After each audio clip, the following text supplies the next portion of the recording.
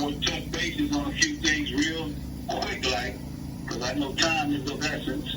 But, yeah, when it came to the end hostilities, we had to come to some kind of understanding as it relates to the four principal groups behind the gulag that we was being held in solitary confinement, subjected to all kind of cruelties and inhumane treatment. So we was able to communicate and take off the little masses that we had on and get to our humanity.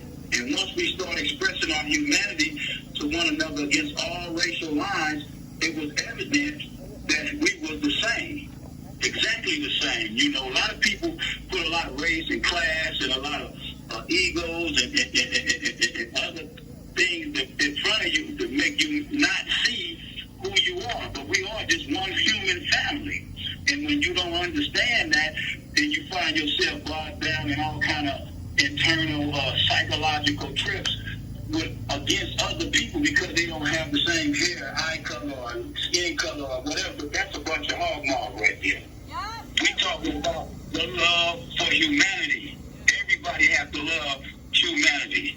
If you consider yourself to be a human being, then you should have love and respect for humanity. Now, that's how the end to hostility came about. That's after many men been compromised and jeopardized and died.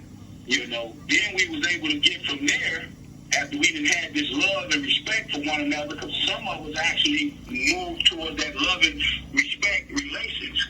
And so then we moved towards how can we deal with our current and present situation as it relates to being held indefinitely in solitary confinement unjustly by a system that has no respect for humanity.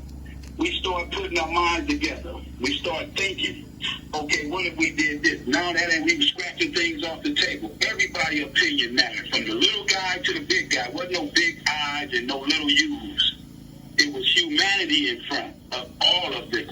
So as we spoke, we got word from people who had no clue that their voice would matter to us.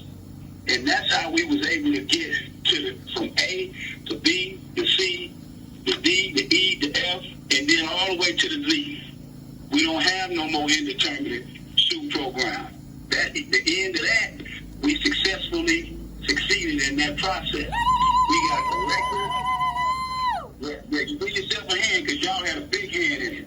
And we just have to get back to understanding it's about humanity. It's not about all of this other stuff they put in front of you and make you struggle with, make you feel you can't pay your bills, make you feel like you can't do it on your own. All of this stuff we're supposed to do together.